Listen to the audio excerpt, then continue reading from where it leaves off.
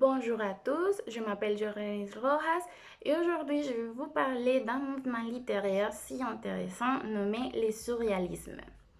Bien, cet exposé sera divisé en trois parties. En premier lieu, on va parler du contexte. En deuxième lieu, on va parler de quelques auteurs, voire quelques extraits. Et finalement, on va parler de quelques caractéristiques fondamentales de ces mouvements.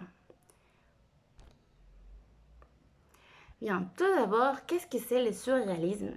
Le surréalisme est un mouvement artistique du XXe siècle qui comprend l'ensemble de procédés de création d'expression, tels que la littérature, le cinéma et le peintre, en utilisant toutes les forces physiques libérées du contrôle de la raison et en lutte contre les valeurs de reçu. Bien, on va parler un peu plus de l'origine de ces mouvements.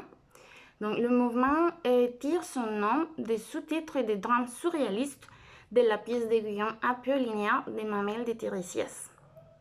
On peut dire que le surréalisme est né d'une guerre. La première est mettre non seulement en cause de l'existence des frontières, des biens et d'organisations, mais le fondement même d'une civilisation dont vainqueurs et vaincus participent à titre égal.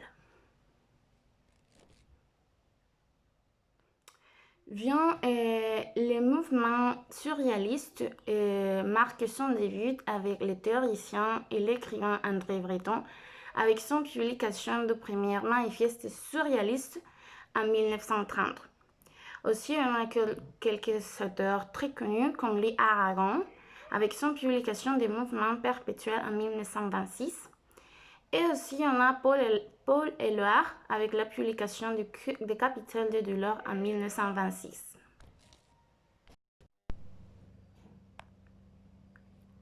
Ici, on a deux extraits très connus.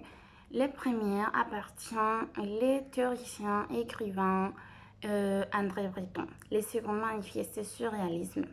Il s'agit de laisser le mot se présenter d'eux-mêmes. De plus, Breton proclamait que le véritable objectif du surréalisme était « Vive la Révolution ». C'est pourquoi, en 1930, il décide de changer le nom par le surréalisme au service de la Révolution.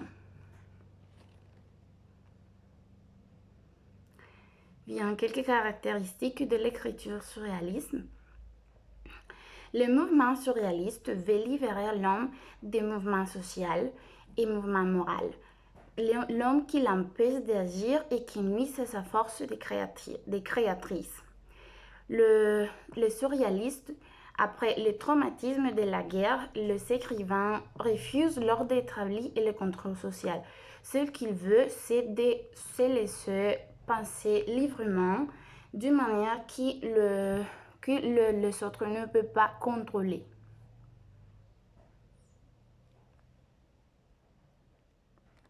Bien, merci.